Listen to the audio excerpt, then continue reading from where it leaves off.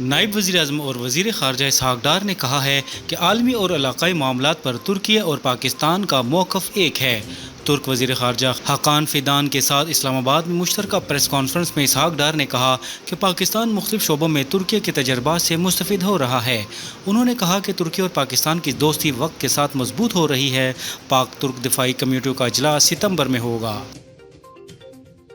قومی اسمبلی کی قائمہ کمیٹی داخلہ کے اجلاس میں نون لیگ اور پیپلز پارٹی کے ارکان کے درمیان تلخ کلامی ہو گئی۔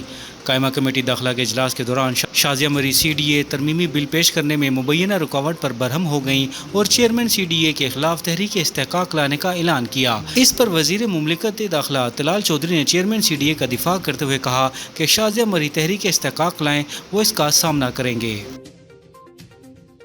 D G I S P R lieutenant general Ahmed Sharif Chaudhry نے کہا ہے کہ بھارت پاکستان میں دہشت گرد کارروائیوں کی حمایت اور مالی معاونت کر رہا ہے، جبکہ ریاستی سرپرستی میں دہشت گردی کو بھارت نے بطور پالیسی پاکستان کے خلاف اپنایا ہوا ہے۔ انہوں نے کہا کہ بھارتی سیاسی قیادت متعدد مواقع پر پاکستان میں دہشت گردی کی پشت پناہی کا اعتراف کر چکی ہے۔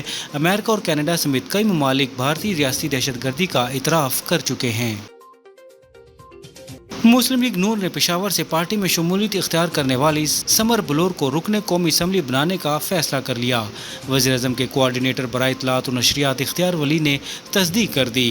انہوں نے کہا کہ ایک نشست سمر بلور اور دوسری نشست ایم پی اے جمشید محمد کی اہلیہ کو دی جائے گی۔ اور پشاور ہائی کورٹ نے سانحہ سوات سے متعلق درخواست پر تحریری حکم جاری کر دیا۔